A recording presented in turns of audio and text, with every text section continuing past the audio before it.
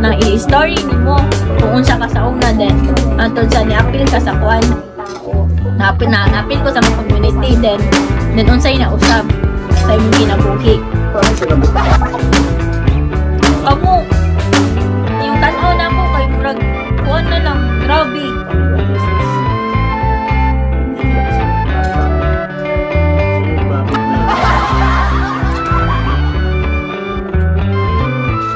pero yung bakit na yan sa tingin pahulog po siya nagsasabi sa'yo.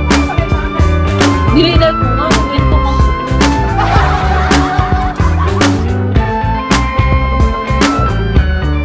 Yung bakit na yung malalaman ko kung ano yung small boss, may dahilan, at pusa. ay namatay din ang baby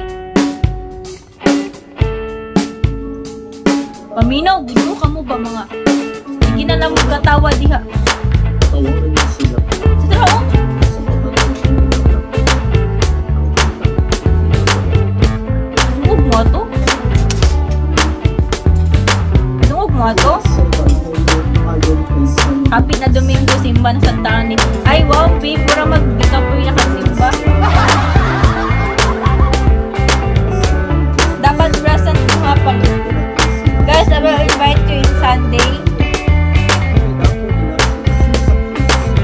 Hindi ka dumog. Ano ka ni oras ang simbahan sa TV man na Sunday ang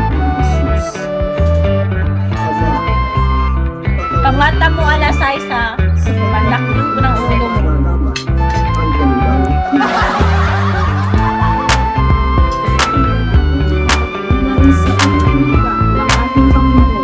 Ipapanaw sa atin ang prior, provincial ng Government Province of the Philippines, Reverend Father Filimon de la Cruz Jr. ng Order of Preachers. De La Cruz?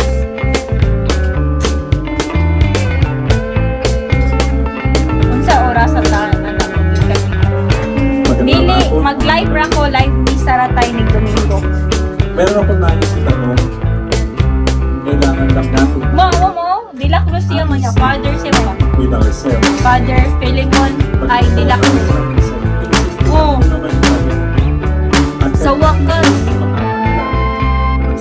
Uy, wala na to next week na to, next week.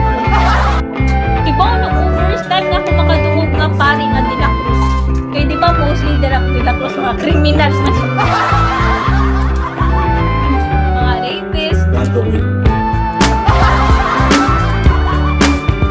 Ano ba kita? Dili man, di lang father nila Cruz man sa niya. Diba? Di man, ang bugal-bugal, tinuod mo na. Tahimik lahat.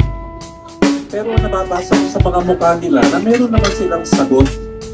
Pero isa lang, yung nagkaroon ng lakas loob at agad-agad sumagot sa akin.